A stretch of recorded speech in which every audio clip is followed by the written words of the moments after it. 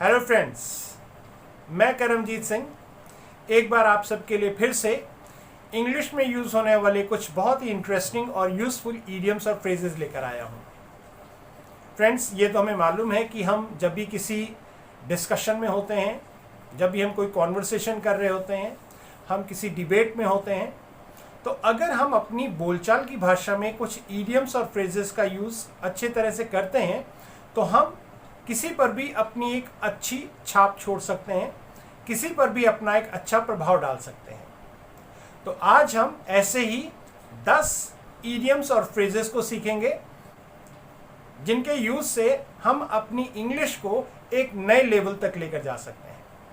तो आइए शुरू करते हैं ऐसे इडियम्स और फ्रेजेस को। Number 1, win laurels. विन एक इरेगुलर वर्ब है और इसकी सेकेंड और थर्ड फॉर्म होती है won, not won. The pronunciation is won laurels, win laurels और won laurels. It means to get name and fame और टू गेट ऑनर। खूब नाम कमाना, खूब शोहरत कमाना।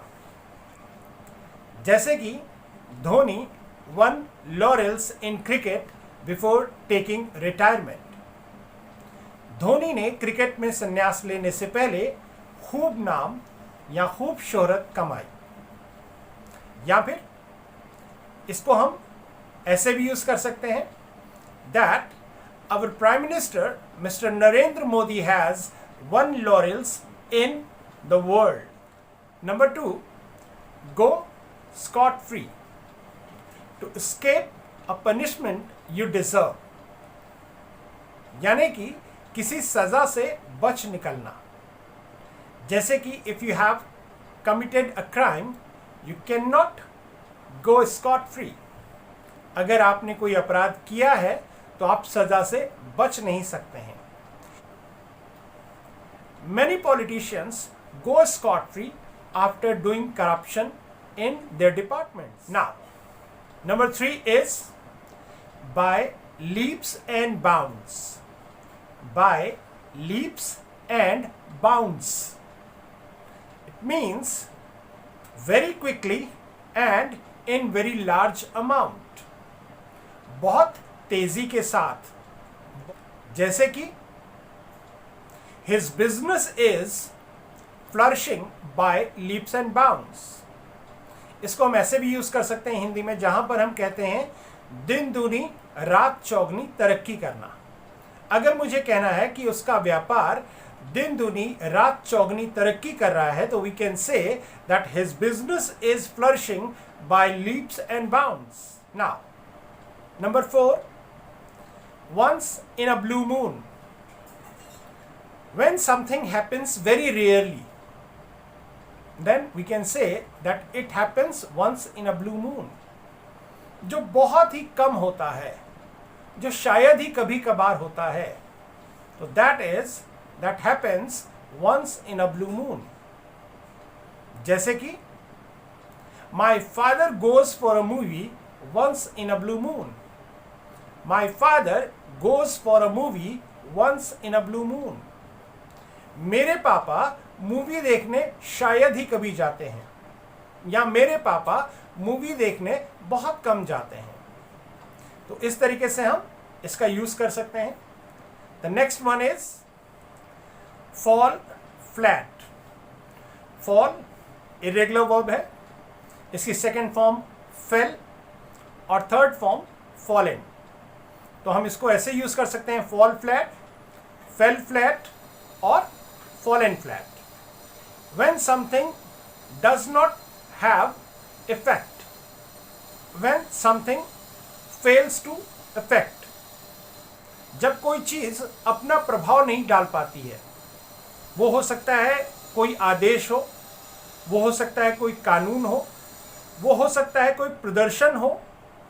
किसी प्रदर्शन से शायद जो दर्शक थे वो इतने प्रभावित नहीं हुए, आपके किसी वक्तव्य से जो लोग थे वो प्रभावित नहीं हुए, आपके किसी आदेश से लोग प्रभावित नहीं हुए, तो कोई प्रभाव न छोड़ पाना, दैट इज फॉल फ्लैट। जैसे कि the government's decision to not to smoke in public fell flat.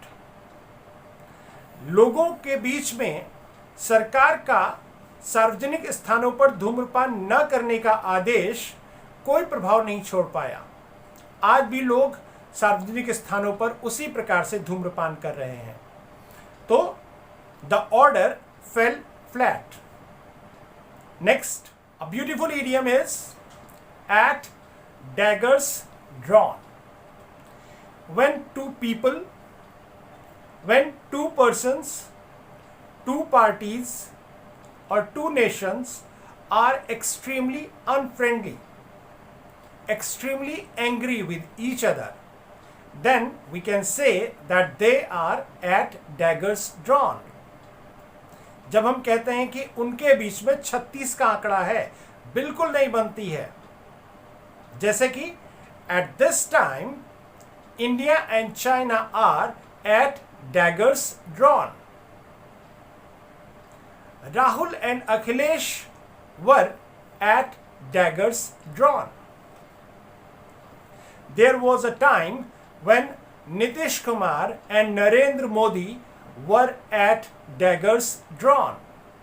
एक समय था जब नीतीश कुमार और नरेंद्र मोदी में बिल्कुल नहीं बनती थी, 36 का आंकड़ा था। तो हम वहां पर यूज कर सकते हैं that they are at daggers drawn, they were at daggers drawn। इस तरीके से हम इनको अपने सेंटेंसेस में यूज कर सकते हैं। Next, make somebody a scapegoat to punish a person for something that he has not done, or to blame a person for something that somebody else has done। जब हम किसी को बलि का बकरा बनाते हैं तो हम वहां पर यूज कर सकते हैं make somebody a scapegoat। make irregular verb है, make, made और made we can use। जैसे कि हम कह सकते हैं कि उसको उसके बॉस ने बलि का बकरा बना दिया, तो his boss made him a scapegoat। या the innocent people are generally made scapegoat। निर्दोष जनता को अक्सर बलि का बकरा बनाया जाता है। तो इस तरीके से हम इसको यूज कर सकते हैं। Next is cut to the quick. जब आप बुरी तरीके से आहत हो जाते हैं किसी क्रिया से, किसी के किसी एक्शन से, या किसी बात से, जब आप बुरी तरह से आहत होते हैं तो वहां पर आप यूज कर सकते हैं cut to the quick. I was cut to the quick.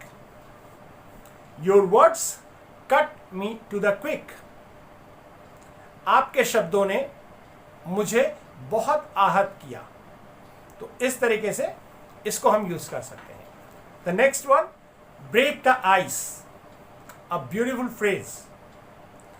When you try to relieve the tension or when you get the conversation going on, जब आप किसी स्थान पर किसी नीरसता को समाप्त करते हैं, या जब आप कहीं पर कोई चुप्पी तोड़ते हैं और लोगों में आप वो खुशी का माहौल ले आते हैं, लोगों में आप सहजता का माहौल ले आते हैं, तो you break the ice.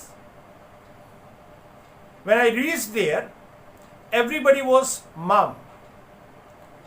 Then I cracked a joke and broke the ice। Break irregular verb है, break, broke और broken।